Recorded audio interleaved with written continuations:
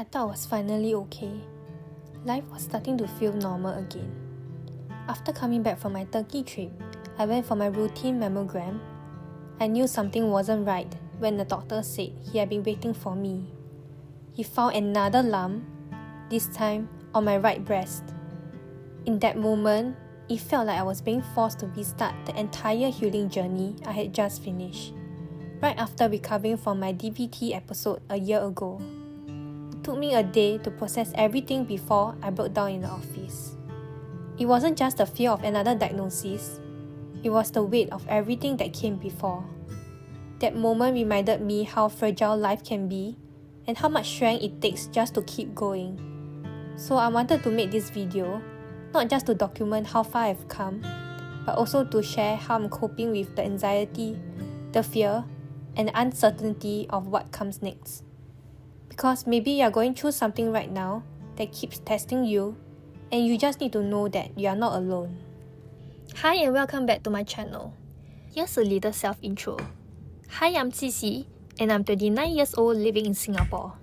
If you're interested in personal growth, financial freedom, and getting through life's hardest challenge, you're in the right place. On this channel, I share my journey towards 3 big goals. Firstly, to achieve financial independence. Next, to improve my physical and mental well-being. And lastly, building multiple streams of income. If you haven't seen my earlier videos, I've shared about my cancer journey and job loss in 2023. Then, just when I thought I was healing, I had a deep vein thrombosis episode. Those experiences changed everything and left me with a few fears that I'm still learning how to manage. Ever since I stopped taking my cancer medication after my DVT episode, I've had to rely solely on regular checkups. Every few months, waiting for the result that decide how my next few months will look. And each time I walk into that clinic, my heart beats a little faster. Because in the back of my mind, the same thought always appears. What if it's back? What if I have to go through surgery again? That constant what if never fully goes away. And because I'm young, my chances of relapse are higher. Every new lump means potentially another medical procedure. I have to pause my exercise, adjust my routine, and start healing all over again. And it's really exhausting, because it's not just about the illness, it's about how it keeps interrupting life. Every time I start to feel normal again, back to exercising, feeling healthy, planning for my future, something reminds me just how fragile everything still is. And then there's the fear of another DVT episode. My doctor told me that my veins might never fully recover, that blood may not flow as smoothly as before, and hence increasing my risk of another clot. It hit me then. Something completely invisible could hurt me again, at any time. Suddenly, everyday things started to feel dangerous, like sitting too long, like having a small bruise, and even traveling, something that I used to love, now terrifies me. Every long-haul flight feels like a gamble, even when I do everything right, like wearing compression socks, walking around the cabin, and staying hydrated. But deep down, there's still that fear. What if it happens again? And that's the hardest part. Not knowing if your body will betray you again, even when you're doing everything you can to protect it.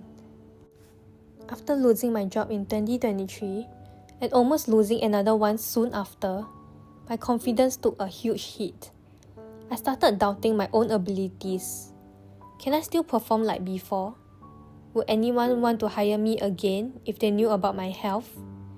Is this quiet, invisible fear that creeps in whenever I'm tired or not doing my best? That voice that says, maybe you're not as capable as you used to be.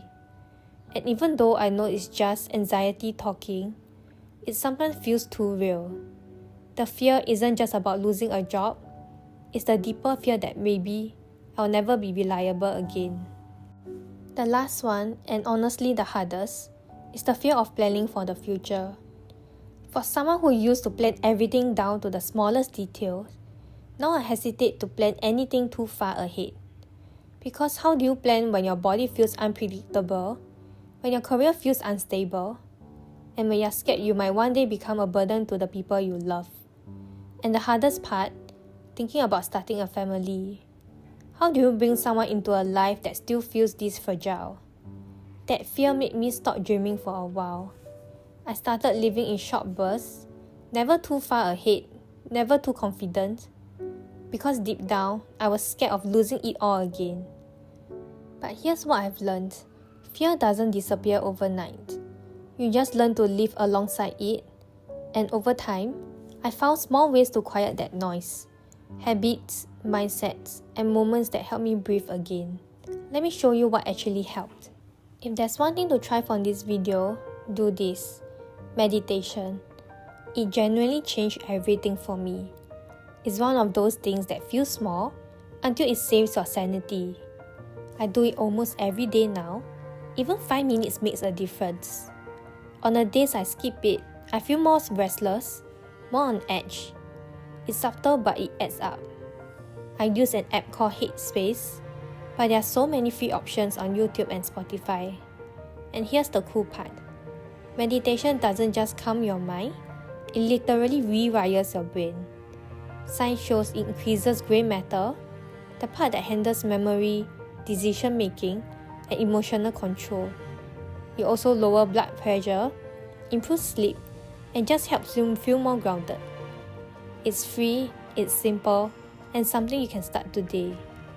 But calming your mind is only half the battle. Sometimes, the only way to quiet the noise inside is to move your body outside.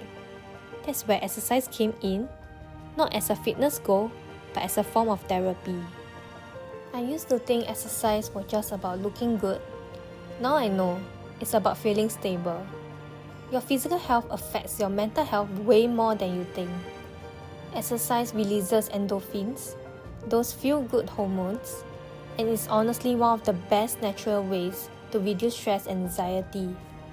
And it doesn't have to mean hitting the gym or doing intense workout.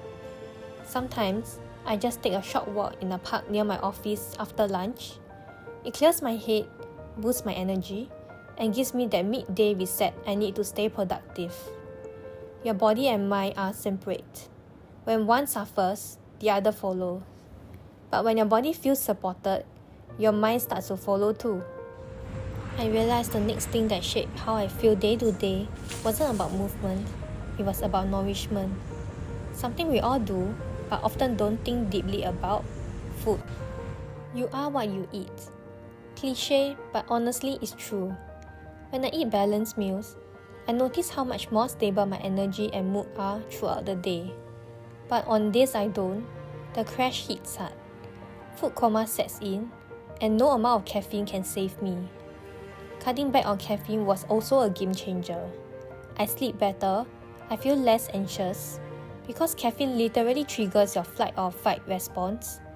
And when you already live with anxiety, that's the last thing you need. Now I try to focus on variety, proteins, vegetables, carbs, fruits, different colors and different nutrients. But even with good movement and food, there's one thing that ties it all together. Something we tend to sacrifice first when life gets overwhelming: rest. Sleep is so underrated, especially for young people. It's not for the weak. It's how your body and mind reset. Sleep regulates your mood, supports healing, and clears out emotional clutter. And I've noticed this over and over again. When I sleep well, I just handle life better. I aim for 7 to 8 hours a night, sleeping and waking up at the same time every day. Keeping a consistent rhythm teaches your body to trust the process. You stop waking up tired, you wake up actually rested. If you're struggling with sleep, here's what has helped me. Wake up at the same time daily, even on weekends. Cut caffeine after mid-afternoon. Avoid heavy meals close to bedtime. Keep your room cool, dark and quiet. Simple changes, but they make a big difference. Here's the thing. Meditation, exercise, good food and quality sleep, they are all tools. They help your body function better, quiet the noise, and give you space to breathe again. But none of it truly works if your mind is still trapped in fear. And that's where the real work begins, your mindset. When I feel overwhelmed, I write everything down. And sometimes, just seeing it on paper helps me realize I've already done something about this. Like when I start panicking about losing my job again, I'll check my finances and remind myself, I have a plan, I'm okay. It gives me back a sense of control, and suddenly, the fear feels a little smaller. Because sometimes, anxiety doesn't come from what's happening, it comes from what we avoid facing. And the moment you face it directly, it loses its grip on you. I've also learned to stop seeing failure as the end, and instead as feedback. I learn, adjust, and move forward. Every mistake shows me what doesn't work, and that's still progress. This mindset helped me start trying again, to step out of my comfort zone even when it scared me. Because at the end of the day, the only person I have to answer to is me. And honestly, I'd rather fail trying than live with regret. What's the worst that could happen? If it's not death, I can handle it. But most importantly, I try to stay in the now. The past is gone, the future isn't here yet. All I have is right now. And right now, I'm lying on my bed, in my own room, on a peaceful weekend. Life isn't perfect, but it's not terrible either. When anxiety starts to spiral, I ground myself in the present. What do I see? What do I hear? And how do I feel? It sounds simple, but this practice has helped me more times than I can count. Because in that moment, I remember, I'm alive, I'm breathing, and I'm healing. And right now, that's enough. Whatever you're going through right now, please be kind to yourself. It's okay to be scared. It's okay to not have everything figured out. But if you keep showing up for yourself, even in the smallest ways, the noise will quiet down. It takes practice, it takes time, but I promise you, things do get better. And if they are not better yet, it just means you are still in the middle of your story. When it does get better, you'll finally start to feel the peace you have been fighting for all along.